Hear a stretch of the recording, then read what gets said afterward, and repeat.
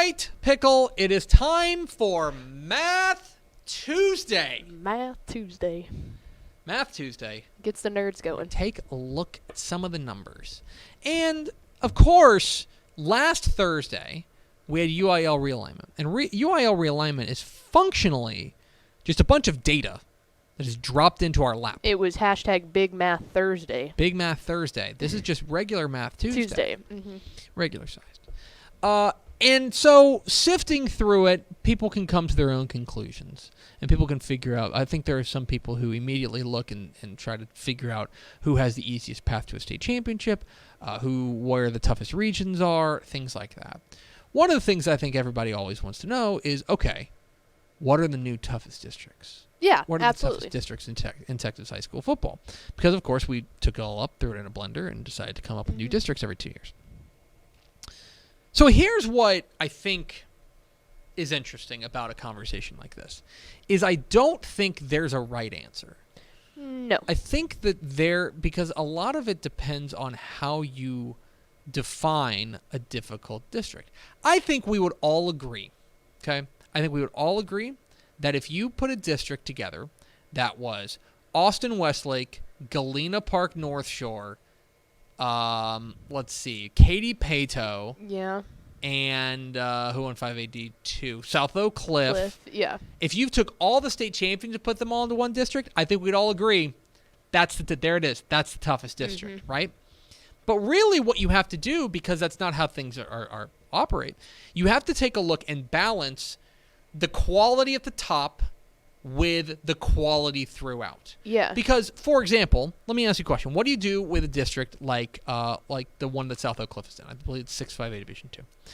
They're in it. Mm-hmm. I don't think I need to tell you how good South Oak Cliff is. Nope. South Oak Cliff, excellent in 2021. Mm-hmm. They are also in the same district with Dallas Thomas Jefferson, who went winless in 2021. Exactly. How do you balance that and come up with some sort of metric to measure? It's almost like you need a grading scale Right. of turning numbers into A plus B minus type of thing. And so what I want to do instead of trying to come up with one big factor that we're going to do to say this is what is the measurement of the most difficult districts, I want to give you a variety of different measurements and let you, the viewer, decide Right.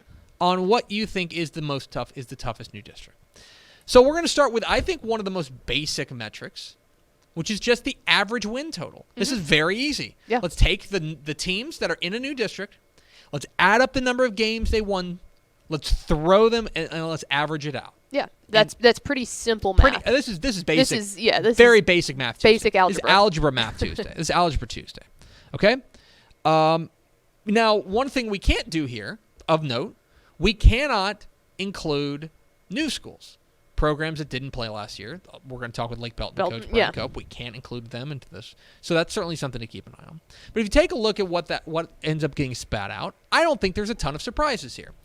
You have Jonesboro and May at the top. They're tied at 8.8, the 14-1A Division 1, tied with 5-4A Division 1. Both won 8.8 points or average games last year. Shout out event. That is, I think, not necessarily surprising. One thing I think is interesting, of note, May, of course, was the 1A Division 1 runner-up last year. Remember, there's one fewer game for them. Yeah. So really, they may be getting the short end of the stick if you want to get technical. Because you're going 14 games instead of 15 games. 15 games instead of 16 games. yeah. Yes.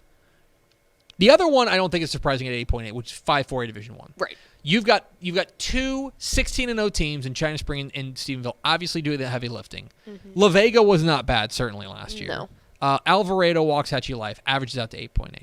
Next is the Shiner Refugio District, 15-2A Division 1, 8.3. That's tied with the Strawn District. Strawn, Newcastle, Bowie, Goldberg, and Forestburg average 8.3. The only other district and this one surprised me, the only other district that averaged 8 wins per team was 3-4A Division 2. And remember on that, because we're going to get back to them. Yeah. They averaged 8.2, Wichita Falls, Hershey, Snyder, Graham, Sweetwater, Midland, Greenwood. Sneaky good district. Yeah, because none of them made it all the way, but collectively they all made it far enough. Good years, yeah. Right? They all had good years. So that's one way to measure it. If you want to take that and say, all right, 14-1A Division 1, 5-4A Division 1, 15-2A Division 1, those are the toughest districts. I guess you're within your rights. That's a way to do it. Yeah. Let's go to the next metric I look at, which is the most playoff teams. Okay. Okay?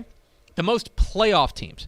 What I think is interesting, there's 192 new UIL Texas high school football districts. Of those 192 districts, only 5 are comprised entirely of playoff teams. That is, every team in the district made the playoffs last year. And of those, 4 of those 5 are 5-team districts. Okay? 2 4A Division 1, Andrews, Lubbock, Estacado, Brownwood, Big Spring, San Angelo, Lakeview. 3 4A Division 1, Dumas, Canyon, Randall, Canyon, Hereford, Pampa. 3 4A Division 2, there it is again, Wichita Falls, Hershey, Graham, Sweetwater, Snyder, and Midland, Greenwood. And 2 3A Division 1, Shallowater, Bushland, Amarillo, River Road, Muleshoe, and Dalhart. There is one district, and we talked with our coach last week, there's one district that has more than 5 teams, and they all made the playoffs. It's 15 4A Division 1. Rockport, Fulton, Port Lavaca, Calhoun, Floresville, Pleasanton, Beeville, Jones, Lavernia. If you want to take a look at the teams that with the most playoff teams, that would be you go 100% playoff participation last year. If you take a look at the other classifications, the highest saturation of playoff teams in a 6A district is 10-6A. 10-6A, Rockwall Heath, Rockwall, Mesquite, Tyler Legacy, and Royce City all made the playoffs. 5A Division 1, it was 2 5A Division 1, which is Amarillo, Tascosa, Lubbock, Cooper, Abilene, Lubbock, Coronado, Amarillo, and Caprock all made the playoffs. 6 out of 7, right? You would also look at, at 6 out of 7 down in 2A Division 2, 14 2A Division 2. Fall City, Burton, Yorktown, Louise, Somerville, and Snook all made the playoffs, right? So if you take a look at those, if you're saying, okay, well, a playoff team is a good team. These are the districts that have the most good teams, quote unquote. Here you go. You will take a look at that, and maybe you'll take a look at district like 15 4A Division 1 with Rockport, Fulton, Port Lavaca, Calhoun, Floresville, etc., as the best team in best district in the state. So then I went one more way, and you know I want to get off onto a tangent. Oh yeah. I want to take a look at what the computer rankings had to say. So the DCTF Which this always gets people fired up. DCTF computer rankings. It's partnered by powered by our friend Jerry Forrest at pigskinprep.com. It's really good. It's a really valuable tool, I think, for measuring how good a Texas high school football team is. I think it's the gold standard of Texas high school football analysis, in my opinion. I won't bore you, but basically each team is assigned a rating, and the more data we get in, the more games that are played, the rating gets more and more refined, and we understand who the best team. So, for example, the highest rated team in Texas last year was Austin Westlake. Yes. I don't think anybody's surprised by that. So, here's what I did. I took each district in the state, and I averaged out the rating for each of those teams, and I compared that district rating against the average team in that classification. So it's pound for pound, right? Right. We're talking pound for pound because, look, the best district in 6A, it's just going to be higher rated than the best district in 3A. It's just a matter of fact, okay? And so I came up with a metric I called district degree of difficulty. Basically, if your DDOD is 5%, that means that it's 5% tougher than the average team in your classification. Does that make sense? So if in 6A, what it spat out is that the toughest district is 5-6A. Denton Guyer, Allen, Prosper, etc. In 5A Division 1, another district we've already mentioned, 2 5A Division 1, Amarillo, Tascosa, Lubbock, Cooper, Abilene, Lubbock, Coronado, etc. In 5A Division 2 is 5-5A Division 2, which kind of surprised me a little bit. Yeah. Mansfield Summit, Ennis, Burleson, Midlothian Heritage, a prominent promotion for 4A Division 1. Everman. 4A Division 1, not surprising, I think. No, not at all. You got the 2 state champions from 4A. China Spring, Stephenville, La Vega, Alvarado, Waxahachie Life. 4A Division 2, here's that district again. 3 4A Division 2, Wichita Falls, Hershey, Snyder, Graham, Sweetwater, Midland, Greenwood. 3A Division 1, again, I don't think it's a surprise. Both 3A champions here. 11 3A Division 1. Franklin, Lorena, Cameron, Yo, Little River Academy, etc. 3A Division 2, 3 3A Division 2. With Childress, Freona, Canadian, Spearman, etc. Not surprising. No. 2A Division 1, again, I don't think surprising. Shiner, Refugio, Ganado, 15 2A Division 1. And then back to 2A Division 2 is 14 2A Division 2, which was the Fall City, Burton, Yorktown district. Okay. In the 6-man ranks, it was the May Jonesboro district, and then 1A Division 2 is Strawn Newcastle district. I think this is particularly interesting because the computer, this I think is a decent measure of depth because one team can't do all the heavy lifting. You've got to have at least 3 or 4 pretty quality teams in it. And so when you take a look at all of these metrics, there are a couple of districts that you end up seeing in a bunch of them.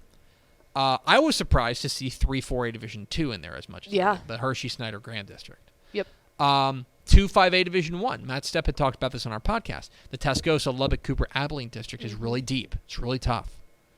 The 8 1A Division 2, the Strawn Newcastle district. The Shiner-Refugio district. I think if you wanted to pin down one toughest district in the state, that's a pretty decent place to start, is that list right there. Right. But the good news, and I read this on TexasFootball.com, got a whole piece up on the site. The good news is that we don't have to choose. And we'll kind of find out down the road.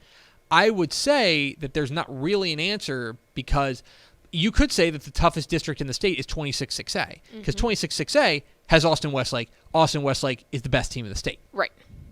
You could say that. I just thought this was particularly interesting in finding a way to balance depth and top heaviness, so to speak, to find out what the toughest new districts are. So let me know what you think are the toughest districts in the new UIL realignment. Well, and that's the most fun part about that is there really is no way to pinpoint down which one of those 3 methods works the best. Like, for instance, I think that the playoff one is probably the least accurate in my mind, but it's like everyone is kind of up to make that discretion themselves. Yeah, but at the same time, to that point, there's factual numbers. I mean, what you're saying is that these are teams that made the playoffs last year. 15-4 Division 1's an example. All those teams made the playoffs. 2 are guaranteed not to. Right. That's pretty telling. Anyway, there you go. There's Math Tuesday. I'll look at the toughest new UIL districts. Thanks so much for watching that video. If you would like more and to be notified when they come out, go ahead and click that subscribe button right down there. You can also watch Texas Football Today every day live at noon on TexasFootball.com, Facebook, Twitch, and right here on YouTube. For more of the best coverage of Texas football in the Lone Star State, go to TexasFootball.com/subscribe.